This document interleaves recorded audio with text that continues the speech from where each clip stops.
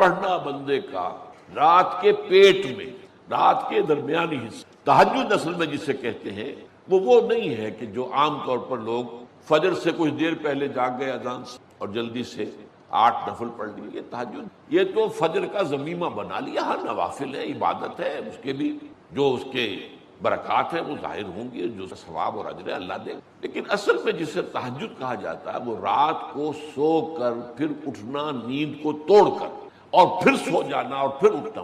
جوف کہتے ہیں پیٹ کو، جوف اللیل، رات کے بطن میں، رات کے درمیان میں، یعنی نصف رات گزر جائے اس وقت سے انسان جو ہے وہ نماز پڑھے اور پھر ثلث رہ جائے تو پھر جاگے، پھر سو جائے اور پھر اس کے بعد اٹھے فجر کے لیے اور پڑھے اور آئے۔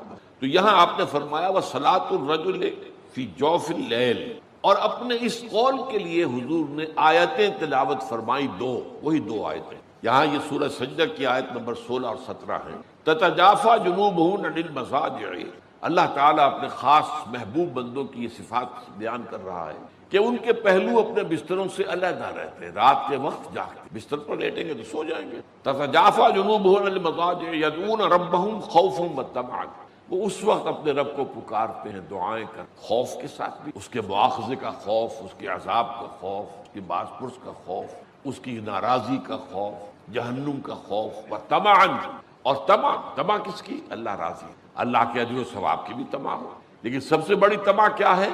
اللہ مجھ، اس لیے سب سے اونچا مقام یہی ہے، رضی اللہ عنہم ورضوا عنہ، اللہ ان سے راضی ہو گیا، وہ اللہ سے راضی ہو، یہ باہمی رضا ہے، بندہ اپنے رب سے راضی رہے، وہ ہے کہ تسلیم و رضا، جو بھی دنیا میں آ رہا ہے اس پر شکوہ، اللہ کا شکوہ زبان پر جو بھی آ رہا ہے، یہ میرے رب کی، وہ میرا مولا ہے، آقا ہے، دوست ہے، میرا خیر خواہ ہے، اسے معلوم ہے کہ اس شر کے پیچھے کون سا خیر آ رہا ہے، مجھے کیا پتا، مجھے تو شر نظر آ رہا ہے، خیر تو نظر نہیں، اس لیے فرمایا گیا کہ ہو سکتا ہے عسیٰ ان تکرہوا شیئا وہو خیر لکم وعسیٰ ان تحبوا شیئا وہو شر لکم واللہ یعلم وانتم لا تعلمون، ہو سکتا ہے تمہیں کوئی چیز بری لگے حالانکہ اس میں تمہارا خیر ہو، عین ممکن ہے تمہیں کوئی چیز اچھی لگتی ہو حالانکہ اس میں تمہارے لیے شر ہے، اللہ جانتا ہے تم نہیں، اس کیفیت کے اندر دنیا کی زندگی گزارے، اللہ تعالیٰ آخرت میں اللہ اس سے۔ میری گفتگو کا جو اس وقت عنوان معین ہے اور جو اس وقت آپ کے سامنے لکھا ہوا بھی ہے، فلسفہ دین میں نماز کی اہمیت، اس میں سب سے پہلے تو میں توجہ دلاؤں گا کہ لفظ فلسفہ اصلاً عربی کا ہے اور نہ ہی یہ قرآن حکیم کی اصطلاح ہے، یہ لفظ بھی اپنی اصل کے اعتبار سے یونانی ہے، فلسفی، اگرچہ فلسفی عربی میں اب استعمال ہوتا ہے اور فلاسفہ اس کی جمع بھی ہوتی ہے، لیکن واقعتاً یہ عربی زبان کا لفظ نہیں ہے۔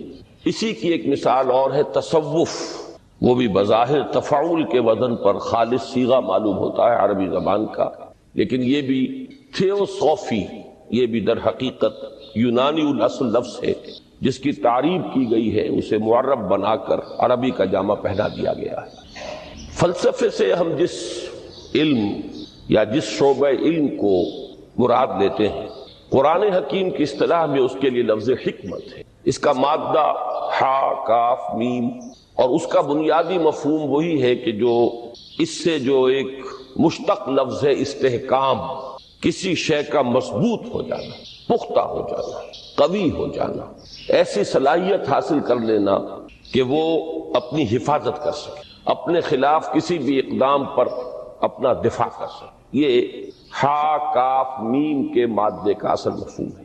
اور حکمت انسان کے فکر اور اس کے شعور کی پختگی کا نام ہے، اس لیے کہ انسان حیوانات سے ممیز کیا گیا ہے اگرچہ مختلف اعتبارات سے، لیکن یہ کہ اس میں سب سے اہم اعتبار یہ ہے کہ یہ حیوان عاقل ہے، اسی طریقے سے اسے حیوان ناطق کہا جاتا ہے، اور نطق اور عقل کا بڑا گہرا تعلق ہے اور ربط، دونوں ایک دوسرے سے جڑے ہوئے۔ تو ہم کہیں گے شعور، عقل سے انسان کو شعور حاصل ہوتا ہے، اور نطق جو ہے اس کی بنیاد، اس کا سورس جو ہے وہ یہی شعور۔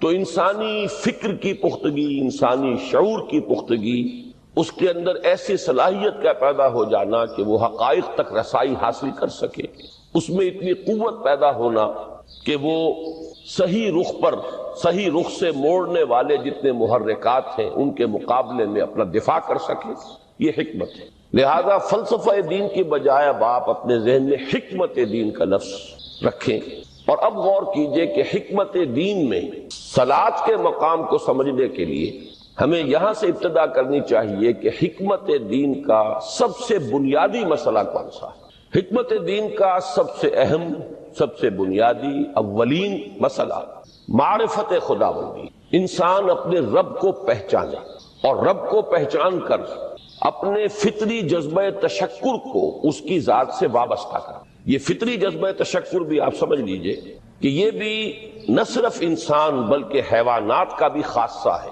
کہ اگر ان کے ساتھ کوئی بھلائی کی جائے تو ایک خاص رد عمل ان کی طبیعت میں پیدا ہوتا ہے جسے ہم جذبہ شکر یا جذبہ تشکر سے تعبیر کر سکتے ہیں۔ حیوان کے پاس اگرچہ وہ زبان نہیں ہے کہ جس میں وہ اپنے اس جذبے کو الفاظ کا جامہ پہنا کر اپنے محسن کی خدمت میں پیش کر سکے، لیکن یہ کہ اگر کبھی کسی بھوکے پیاسے حیوان کو آپ نے کوئی غذا فراہم کی ہو یا پانی پلایا ہو اور پھر اگر آپ اس کی آنکھوں میں دیکھیں گے تو وہ جذبہ تشکر وہاں سے ابلتا ہوا محسوس ہو۔ یہ گویا کہ فطرت کا تقاضا ہے۔ حیوانات سے بلندتر سطح پر انسان ہے تو فطرت انسانی کا بڑا اساسی اور بنیادی تقاضا ہے کہ وہ اپنے محسن کا شکر ادا کرے، جس نے بھی اس کے ساتھ کوئی بھلائی کی ہو، خیر کیا ہو، اس کی کوئی احتیاج پوری کی ہو، اس کی کوئی ضرورت پوری کی ہو، اس کا وہ شکر بجانا ہے۔ تو یہ فطری جذبہ تشکر جب تک عقل انسانی اپنے اصل محسن اور مربی کو نہیں پہچانتی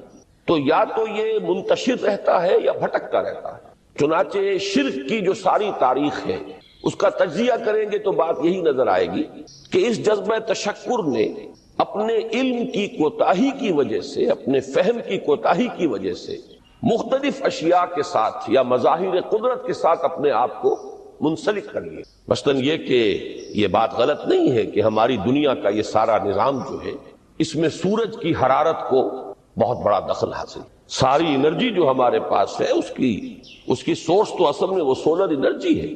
لکڑی بھی آپ جلا کر اگر آگ کے ذریعے سے حرارت حاصل کرتے ہیں تو وہ بھی در حقیقت سورج ہی کی وہ حرارت تھی کہ جو اس لکڑی میں جذب ہوئی ہے، اس نے وہ صورت اختیار کی۔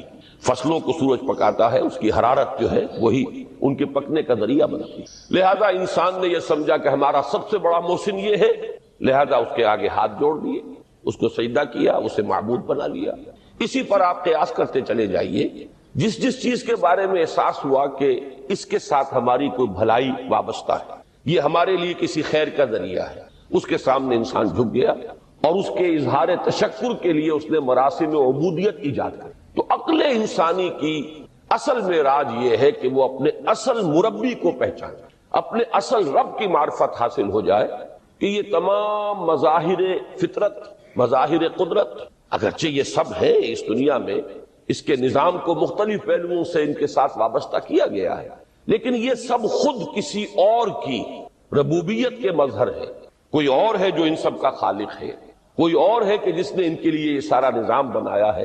تو ایک ہی چھلانگ میں انسان پھر وہاں پہنچتا ہے اور اپنے اصل رب اور مربی کو پہچان کر اب اپنے پورے جذبہ تشکر کو اس کی ذات کے ساتھ منسلک کر۔ یہ میں نے خلاصہ عرض کیا آپ کے سامنے سورہ لقمان کے دوسرے رکوع کی اس پہلی آیت کا، جس میں اللہ تعالیٰ نے حضرت لقمان کے حوالے سے حکمت اور حکمت کا جو منطقی اور لازمی نتیجہ ہے دونوں چیزوں کو بیان کر دیا۔ وَلَقَدْ آتَيْنَا لُقْمَانَ الْحِكْمَةَ أَنِ اشْكُرْ لِلَّهِ، ہم نے لقمان کو حکمت عطا کی کہ کر شکر اللہ کا۔ فطرت سلیمہ کا تقاضا شکر، محسن کے لیے مربی کے، اور عقل کی معراج اپنے اصل محسن اور مربی کو پہچانا، اسی کا نام حکمت ہے۔ حکمت عقل صحیح اور فطرت سلیمہ کے امتزاج سے وجود میں آتی ہے، جس کا نتیجہ شکر رب ہے یا معرفت رب۔ تو یوں سمجھیے کہ حکمت دین کا اساسی مسئلہ یہ، باقی سارے مسائل اب یہیں سے آگے چلیں گے۔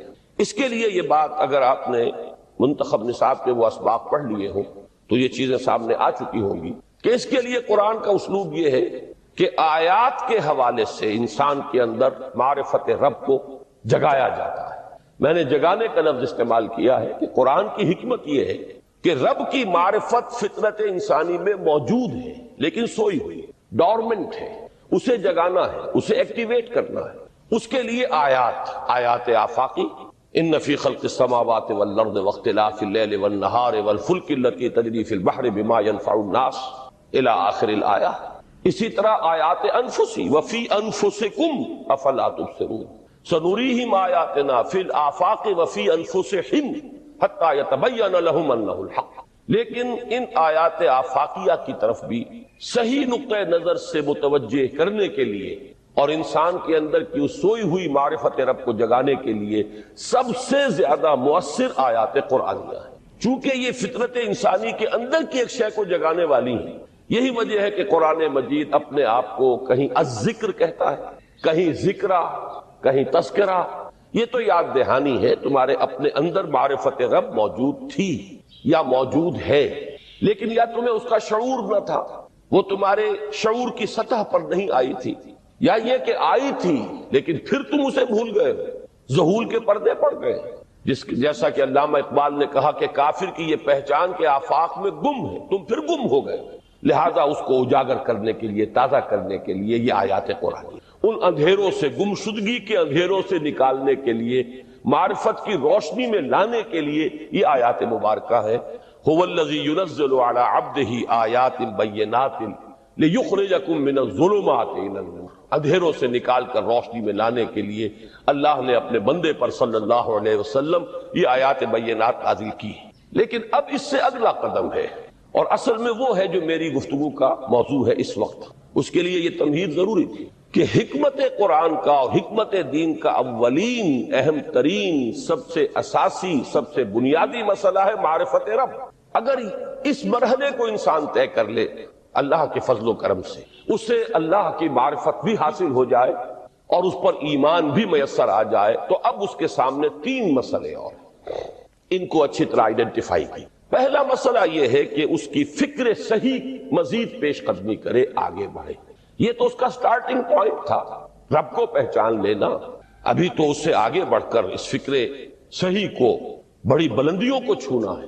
جیسے کہ کلمہ طیبہ کی تمثیل بیان کی گئی قرآن مجید میں، کَشَجَرَةٍ طَیِّبَةٍ أَصْلُهَا ثَابِتٌ وَفَرْعُهَا فِي السَّمَاءِ۔ تو فکر انسانی کے لیے وہ اصل ثابت جمی ہوئی جڑ جو ہے وہ تو ہے معرفت رب، لیکن اب یہ فکر ترقی کرے گی، یہ نشو و نما پائے گی، یہ آگے بڑھے گی، اس کی شاخیں یہ آسمانوں سے بات کریں گی، آسمانوں کی بلندیوں کو چھوئیں گی۔ تو سب سے پہلا مسئلہ ہے فکر صحیح کی مزید پیش رفت، پیش قدمی۔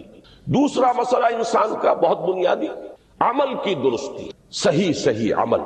انسان اپنے نفس امارہ سے مغلوب ہو کر یا جذبات کی رو میں بہہ کر یا ماحول کے اثرات سے مرعوب ہو کر وہ کسی غلط رخ پر نہ پڑ جائے، تو اس کے عمل کو درست رکھنے کے لیے کوئی اسے سہارا درکار ہے۔ اور تیسری ضرورت اس کی، یہ میرے نزدیک اس دور میں سب سے زیادہ نگاہوں سے اوجھل ہو چکی ہے، یہاں تک کہ ہمارے بہت سے دینی حلقے بھی، خاص طور پر جو ریلیجس ایکٹیوسٹ شمار ہوتے ہیں، جو دین کی احیائی جد و جہد میں مصروف نظر آتے ہیں، تجدید دین، احیاء دین، غلبہ دین، اقامت دین، ان کی بھی ایک بہت بڑی محرومی ہے کہ وہ ایک تیسرے گوشے کو تقریباً نظر انداز کر رہے ہیں، اور وہ ہے روحانی ترقی۔ اس لیے کہ انسان کی اصل عظمت کی بنیاد تو وہ روح ہے جو اس میں پھونکی گئی، وَنَفَخْتُ فِيهِ مِن رُوحِي، جس کا تعلق ذات باری تعالیٰ کے ساتھ ہے۔ کم سے کم یہ تو ہر شخص مانے گا، کوئی بڑے سے بڑا ریشنلسٹ اور روحانیت کا منکر شخص وہ بھی یہ تو ماننے پر مجبور ہے کہ اللہ تعالیٰ نے اس کی جو نسبت اپنی طرف فرمائی ہے روحی، اس میں در حقیقت انسانی روح کی عظمت اور اس کی شرافت، اس کی بلندی اور اس کی بزرگی کی طرف اشارہ ہے۔ بہرحال اس کی ترقی، فکر صحیح کی ترقی۔ نمبر 2، عمل کی درستی، اس میں افراط و تفریط نہ ہو، اس میں انسان نفس امارہ سے مغلوب ہو کر یا جذبات کی رو میں بہہ کر یا ماحول کے اثرات سے متاثر ہو کر کوئی غلط اور غیر متوازن راستہ اختیار نہ کر لے۔ اور نمبر 3، روحانی ترقی۔ اب ان میں سے پہلی چیز کو لیجئے، فکر صحیح کے مزید ارتقاء اور اس کی مزید پیش قدمی کے لیے قرآن حکیم نے بھی سورہ آل عمران کے آخری رکوع میں ذکر کو سب سے پہلے اور سب سے اہم عامل کی حیثیت سے شمار کیا۔ چنانچہ اس کی پہلی آیت جو ہے سورہ آل عمران کے آخری رکوع کی، اس میں تو وہی مضمون جو میں بیان کر چکا وہ آیا ہے، ان فی خلق السماوات والارض واختلاف اللیل والنہار لآیات لأولی الالباب، یقیناً آسمان اور زمین کی تخلیق میں اور دن اور رات کے الٹ پھیر میں نشانیاں ہیں ہوش مندوں کی. ان کے ذریعے سے انسانی شعور کے اندر وہ معرفت رب اجاگر ہوگی. وہ پہلا مرحلہ اب اس نے طے کر لیا، وہ ڈورمنٹ معرفت اب ایکٹیویٹ ہو گئی. اب مزید فکر کا مرحلہ ہے جو اگلی آیت میں آیا ہے، الذین یذکرون اللہ قیاما وقعودا وعلی جنوبہم ویتفکرون فی خلق السماوات ربنا ما خلقت ھذا باطلا سبحانک فقنا عذاب النار. یعنی تفکر جو ہے ویتفکرون فی خلق السماوات والارض، وہ تفکر کرتے ہیں، غور و فکر کرتے ہیں آسمان اور زمین کی تخلیق میں، لیکن اس تفکر کے ساتھ لازماً ذکر اور ذکر مدام. ذکر بھی وہ کہ جو مستقل ہو، ہر حالت میں ہو. الذین یذکرون اللہ قیاما وقعودا وعلی جنوبہم، وہ لوگ کہ جو اللہ کو یاد رکھتے ہیں، اللہ کا ذکر کرتے ہیں، کھڑے ہوئے بھی، بیٹھے ہوئے بھی، اور اپنے پہلوؤں کے بل یعنی لیٹے ہوئے. اب ان تین کے سوا تو کوئی پوزیشن انسان کی نہیں ہے. اسی کا نام ہے دوام ذکر. اور اس کے ساتھ اگر وہ تفکر کرتے ہیں تو ان کا فکر اگلی منزل تک پہنچتا ہے. میں اس پر زیادہ بحث اس وقت نہیں کروں گا. اس وقت میں نے چونکہ وہ تین باتیں بیان کی تھی، میں درجہ بدرجہ چاہتا ہوں کہ آگے بڑھوں اور ایک حد سے زیادہ کسی بھی مسئلے میں تجاوز نہ کروں. یہ جو بات سورہ آل عمران کی آخری رکوع کی اس دوسری آیت میں آئی ہے، اسی کو مولانا روم نے بیان کیا ہے بہت ہی سادہ لیکن بڑے پرمغز شعر میں. این قدر گفتیم باقی فکر کن، فکر اگر جامد بوت رو ذکر کن. اس قدر تو ہم نے تمہیں بتا دیا، سمجھا دیا، یہ بات تو آ گئی تمہارے عقل میں. اب جاؤ خود غور کرو، مزید آگے پیش قدمی کرو. این قدر گفتیم باقی فکر کن، فکر اگر جامد بوت رو ذکر کن. فکر میں جمود آ جائے، فکر سست پڑ جائے تو جاؤ پھر ذکر کرو. تو یہ ذکر اور فکر گویا کہ گاڑی کے دو پہیے ہیں کہ جن سے فکر انسانی صحیح رخ پر آگے بڑھے. اگر یہ ذکر ساتھ نہیں رہے گا تو فکر انسانی کج ہو. تاثریا میرا دیوار کج. پھر وہ فکر جو ہے وہ بلندی کو کتنے ہی پہنچ جائے لیکن وہ ٹیڑھی بلندی ہوگی، وہ صراط مستقیم پر پیش قدمی کرنے والا فکر نہیں. اسی کو علامہ اقبال نے اپنے دو اشعار میں، کیونکہ انہوں نے مولانا روم کو اپنا پیر بھی تسلیم کیا ہے، مرشد رومی، تو یہ فکر جو ہے، یہ خیال جو مولانا روم نے پیش کیا، اسی کو علامہ اقبال نے دو اشعار میں میں سمجھتا ہوں کہ مزید شکوہ کے ساتھ، مزید خوبصورت اور حسین انداز میں پیش کیا ہے. جز بقرآن زے غمی روباہی اس، فقر قرآن اصل شاہنشاہی اس. قرآن کے بغیر اگر کوئی شعر بھی ہو تو وہ بھی اصل میں لومڑی ہے، اس کی کوئی حقیقت نہیں ہے. اس لیے کہ اصل شاہنشاہی جو ہے وہ تو فقر قرآن ہے. اب فقر قرآن کیا ہے؟ فقر قرآن اگر آپ لکھا ہوا دیکھیں گے اس کو تو اس کے آگے یہاں اب سوالیہ نشان آ جائے گا. فقر قرآن یعنی سوچو فقر قرآن کیا ہے، اور جواب ہے اختلاط ذکر و فکر. فقر قرآن امتزاج سے وجود میں آتا ہے کہ اس میں ذکر بھی ہو، فکر بھی ہو. اور فکر را کامل نہ دیدم جز بے ذکر، میں نے فکر کو کبھی بھی اپنی منزل مقصود تک پہنچتا ہوا نہیں پایا جب تک کہ اس کے ساتھ ذکر. تو پہلی شے تھی فکر انسانی کی صحیح رخ پر مزید پیش قدمی اور پیش رفت، اور اس کے لیے لازم ہے ذکر و فکر کا امتزاج. دوسری چیز کو لیجئے عمل کی درستی. اس عمل کی درستی کے لیے اللہ تعالیٰ کے ساتھ ایک گہرے تعلق کی ضرورت. اس لیے کہ صبر کی بحث میں یہ مضامین شاید آپ کے سامنے آ گئے ہو کہ صبر جہاں مصیبت پر صبر ہوتا ہے، تکلیف پر صبر ہوتا ہے، اللہ کے احکام پر جمنا یہ بھی صبر ہے، نفس کی خواہشات کی باغ کو تھام کر رکھنا، کھینچ کر رکھنا یہ بھی صبر ہے، اور استقامت کسی شے پر قائم رہنا یہ بھی صبر ہے. تو عمل صحیح پر استقامت کے لیے وَاصْبِرْ وَمَا صَبْرُكَ إِلَّا بِاللَّهِ، اس صبر کی سب سے اہم جو بنیاد ہے، اس کا جو سب سے بڑا ذریعہ ہے، اس کا جو سب سے بڑا سہارا ہے، وَمَا صَبْرُكَ إِلَّا بِاللَّهِ. اس کے لیے ضرورت ہے ایک گہرے تعلق کی کہ اللہ کے ساتھ ایک ایسا تعلق برقرار رہے جو نہ صرف گہرا ہو بلکہ دائم و قائم ہو، مسلسل. ذرا ذہول ہوگا تعلق مع اللہ میں، ذرا کمی آئے گی، شیطان کا وار کاری ہو جائے. اسی کو حضور نے حدیث میں یوں تعبیر کیا ہے تمثیلاً کہ جو دل اللہ کی یاد سے غافل ہے اس پر فارسی کا وہ مقولہ بھی ہے کہ خانہ خالی را دیو می گیرت، گھر خالی رہے تو جنات اس پر دیو جو ہے آ کر قبضہ جما لیتے ہیں. تو خانہ قلب جو ہے اگر یاد خدا بندی سے خالی ہو گیا تو شیطان ابلیس لعین اپنی تھوتنی ٹکا دیتا ہے.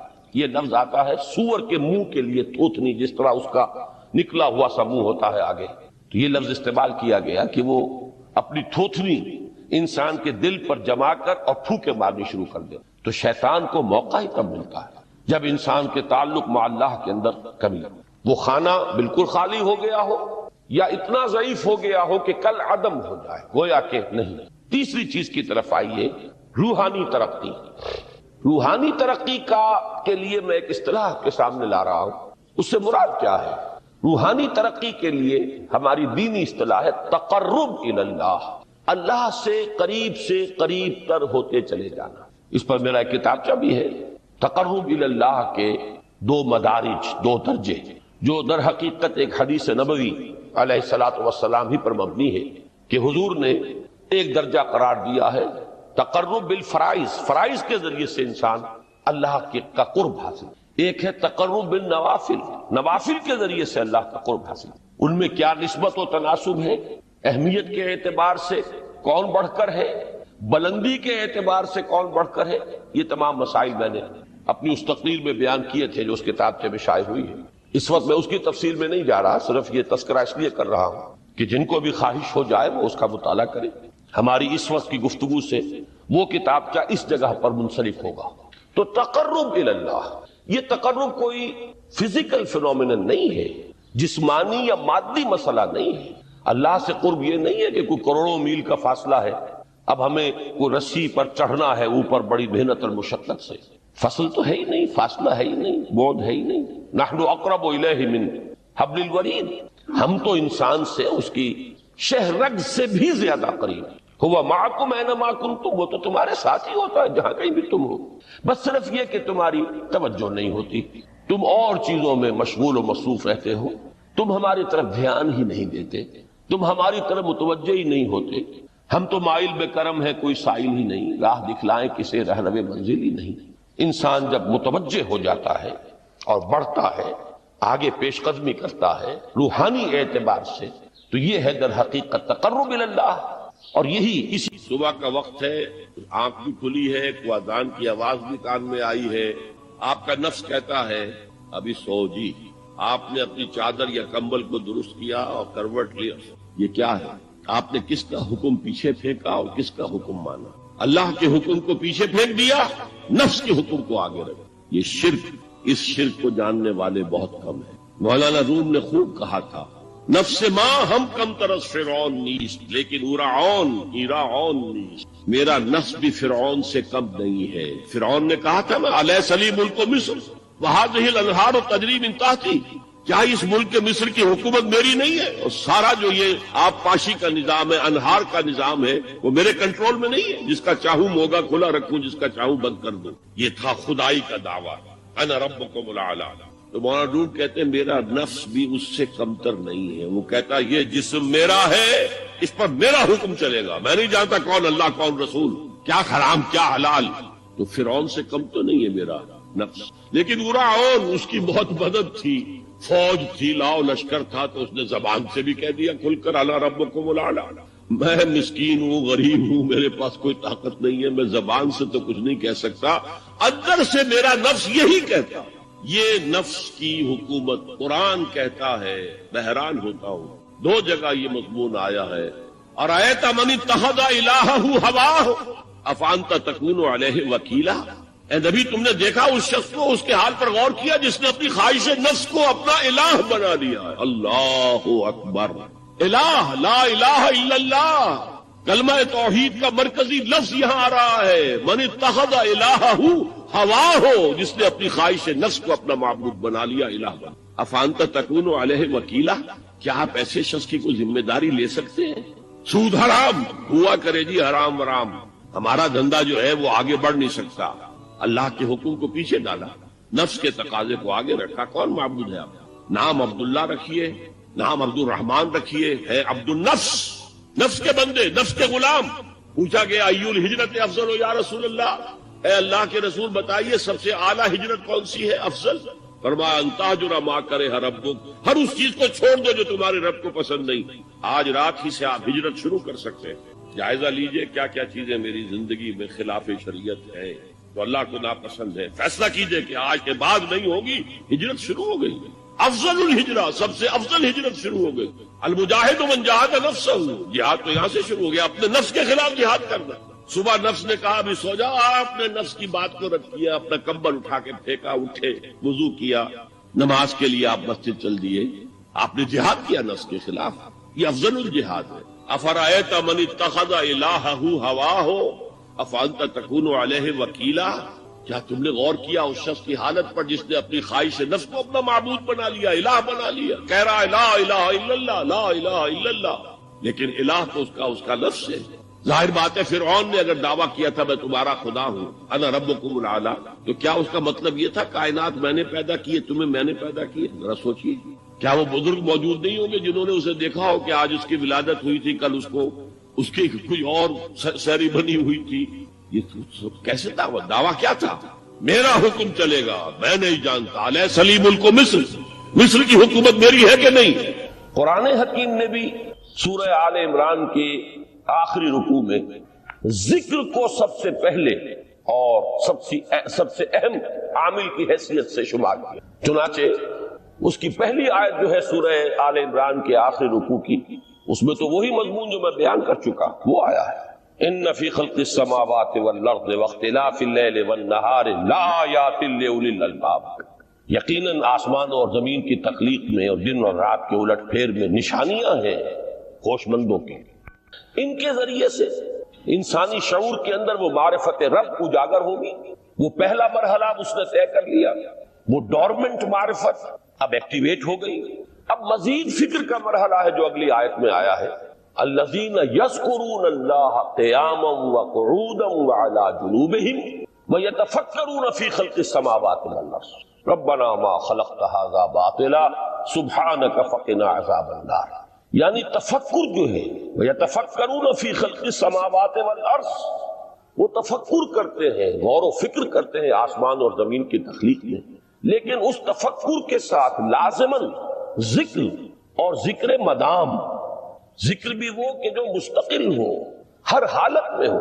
الذین یذکرون اللہ قیاما وقعودا وعلی جنوبہم، وہ لوگ کہ جو اللہ کو یاد رکھتے ہیں، اللہ کا ذکر کرتے ہیں، کھڑے ہوئے بھی، بیٹھے ہوئے بھی، اور اپنے پہلوؤں کے بل یعنی لیٹے ہوئے بھی۔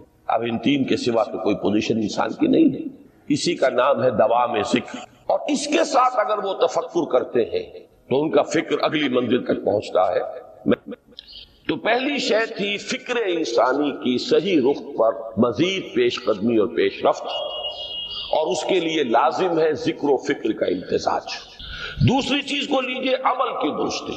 اس عمل کی درستی کے لیے اللہ تعالیٰ کے ساتھ ایک گہرے تعلق کی ضرورت ہے، اس لیے کہ صبر کی بحث میں یہ مضامین شاید آپ کے سامنے آ گئے ہوں کہ صبر، جہاں مصیبت پر صبر ہوتا ہے، تکلیف پر صبر ہوتا ہے، اللہ کے احکام پر جمنا یہ بھی صبر ہے، نفس کی خواہشات کی باغ کو تھام کر رکھنا، کھینچ کر رکھنا یہ بھی صبر، اور استقامت کسی شے پر قائم رہنا یہ بھی صبر۔ تو عمل صحیح پر استقامت کے لیے وَاصْبِرْ وَمَا صَبْرُكَ إِلَّا بِاللَّهِ، اس صبر کی سب سے اہم جو بنیاد ہے، اس کا جو سب سے بڑا ذریعہ ہے، اس کا جو سب سے بڑا سہارا ہے، وَمَا صَبْرُكَ إِلَّا بِاللَّهِ، اس کے لیے ضرورت ہے ایک گہرے تعلق کی کہ اللہ کے ساتھ ایک ایسا تعلق برقرار رہے جو نہ صرف گہرا ہو بلکہ دائم و قائم ہو، مسلسل۔ ذرا ظہول ہوگا تعلق مع اللہ میں، ذرا کمی آئے گی، شیطان کا وار کاری ہو جائے گا۔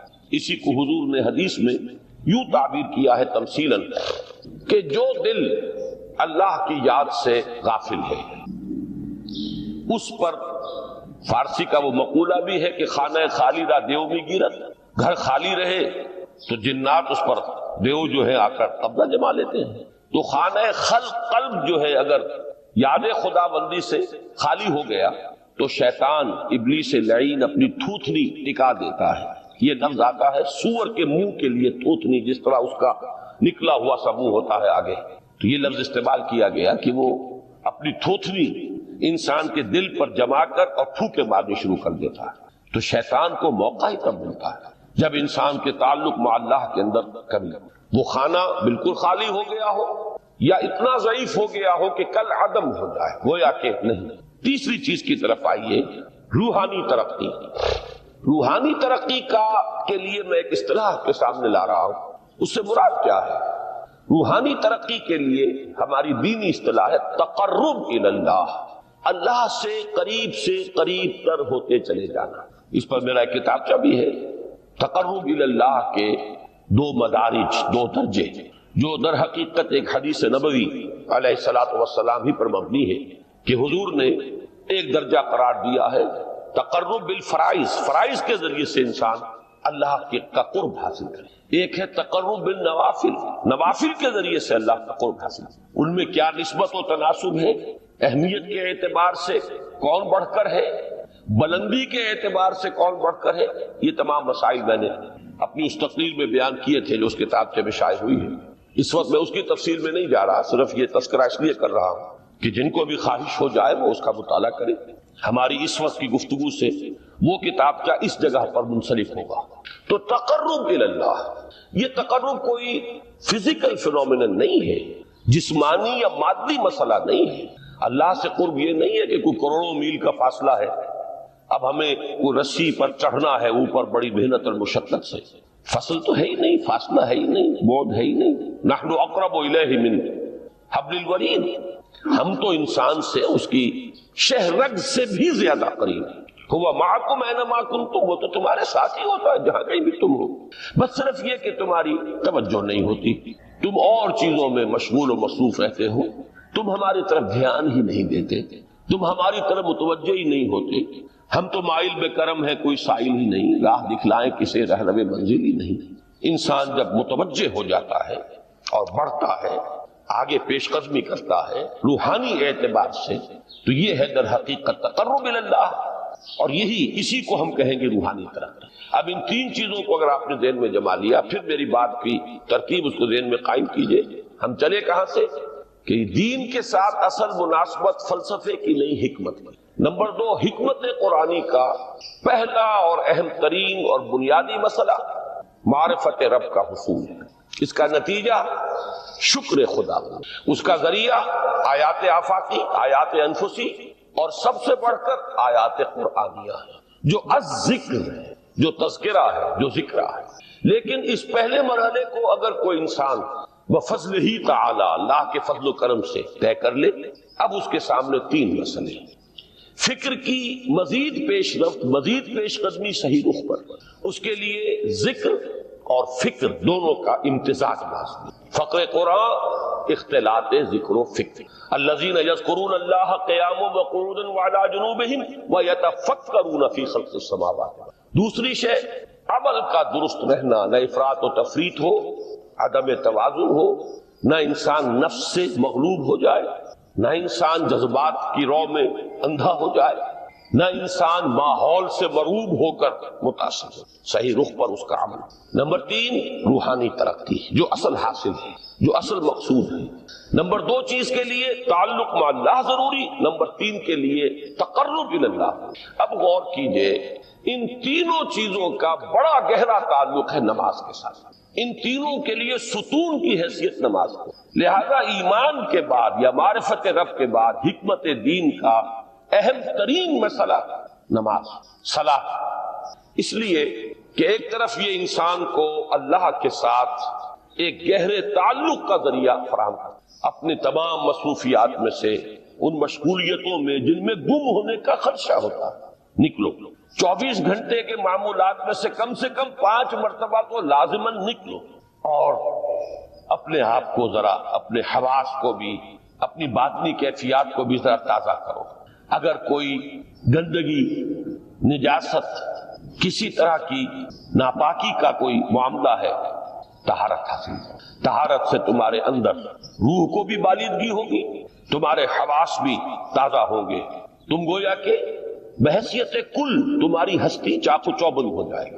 وہ کسل، وہ سستیاں، وہ جو ایک کثافتیں ہوتی ہیں ان سب سے نجات حاصل کرو، اور آپ اپنے رب کے حضور میں کھڑے ہو جاؤ، اس کے ساتھ اپنا عہد بھی تازہ کرو، اس کی اہم صفات کو بھی اپنے ذہن میں پھر مستحضر کرو۔ یہی وجہ ہے، دیکھیے میں نے جو آیات آپ کو شروع میں سنائی تھی، سورہ لقمان کی 2 آیتیں، پہلی آیت میں اس کا ترجمہ کر چکا، دوسری آیت وَلَقَدْ وَإِذْ قَالَ لُقْمَانُ لِابْنِهِ وَهُوَ يَعِظُهُ يَا بُنَيَّ لَا تُشْرِكْ بِاللَّهِ إِنَّ الشِّرْكَ لَظُلْمٌ عَظِيمٌ۔ اس کے بعد درمیان میں کچھ مضمون آ کر پھر وہ آیہ مبارکہ آئی، یا بنی اقم الصلاۃ وامر بالمعروف وانہی عن المنکر واصبر علی ما اصابک۔ گویا کہ اہم ترین چیز، بنیادی ترین چیز، اللہ کو محض پہچان لینا کافی نہیں ہے، یاد رکھنا ضروری ہے۔ اللہ یاد رہے گا تو فکر صحیح آگے بڑھے، اللہ یاد رہے گا اور اس کے ساتھ ایک گہرا تعلق جو ہے برقرار رہے گا تو عمل درست رہے گا۔ بالکل یہی بات سورہ طٰہٰ میں جو پہلی وحی حضرت موسیٰ علیہ السلام پر ہوئی، اور پہلا مخاطبہ ہے، چونکہ حضرت موسیٰ کو یہ انبیاء کرام کے مقدس گروہ میں ایک امتیازی حیثیت حاصل ہے کہ ان سے براہ راست گفتگو ہوئی ہے، اگرچہ صرف ایک پردہ تھا، اوٹ من ورائے حجاب گفتگو ہوئی ہے، لیکن یہ کہ کوئی فرشتے کا درمیانی جو ہے وہ لنک نہیں تھا، براہ راست اللہ تعالیٰ نے حضرت موسیٰ علیہ السلام سے کلام فرمایا۔ کلم اللہ موسیٰ تکلیما، موسیٰ سے تو اللہ نے کلام فرمایا جیسے کہ کلام کیا جاتا ہے۔ تو پہلا مخاطبہ ہے، یہ پہلا مکالمہ ہے، پہلی وحی کہیے، اسی میں یہ الفاظ بھی موجود ہیں، اننی انا اللہ لا الہ الا انا فاعبدنی واقم الصلاۃ لذکری۔ یہ گویا کہ حکمت قرآنی کا ایک بہت بڑا خزانہ ہے یہ آیت مبارکہ، کہ خود حضرت موسیٰ علیہ السلام کو جو ہدایت دی جا رہی ہے، میں ہوں، میں اللہ، اننی انا اللہ لا الہ الا انا، میرے سوا کوئی معبود نہیں، فاعبدنی، بس میری بندگی، میری عبادت، میری پرستش، میری محبت، اس کو اختیار کرو۔ وَأَقِمِ الصَّلَاةَ لِذِكْرِي، اور نماز کو قائم رکھو میری یاد کے لیے۔ بلکہ اسی سلسلہ کلام میں آگے چل کر سورہ طٰہٰ میں آتا ہے، کافی گفت و شنید کے بعد جب حضرت موسیٰ نے کچھ معذرت بھی کی، کچھ دعائیں بھی کی، اللہ نے ایک دعا قبول بھی کی کہ ان کے بھائی کو بھی شریک کر دیا، حضرت ہارون کو بھی۔ اس کے بعد پھر جب فرمایا کہ اب جاؤ فرعون کی طرف، تو اس میں فرمایا وَلَا تَنِيَا فِي ذِكْرِي، اور دیکھنا یہ جو عظیم مشن تمہارے کندھے پر آ گیا ہے، بڑا بھاری اور کٹھن ایک فرض ہے جو تم پر عائد ہو گیا ہے، اس کے لیے سب سے بڑی تمہارے پاس جو قوت کا ذریعہ ہے وہ نماز ہے۔ عقیم فلا تنیا عن ذکری، میری یاد میں کبھی غفلت نہ کرنا، اس میں کبھی کوئی کمی نہ آنے دینا۔ جیسا کہ میں نے عرض کیا تھا کہ جیسے ہی وہ تعلق جو ہے کمزور پڑتا ہے یا منقطع ہو جائے معاذ اللہ، تو پھر انسان گویا کہ شیطان کے لیے ایک لقمہ تر بن جاتا ہے۔ اب آپ غور کیجئے، تیسری شے تقرب اللہ، اس کے حوالے سے بھی جو فرائض اور نوافل کی بات ہے اس کو اس وقت ذہن سے نکال کر یہ سمجھیے کہ اس میں نماز کا کیا مقام ہے، اس لیے کہ نماز فرض بھی ہے، نماز نفل بھی ہے، وہ تو دونوں میں شریک ہو جائے گا۔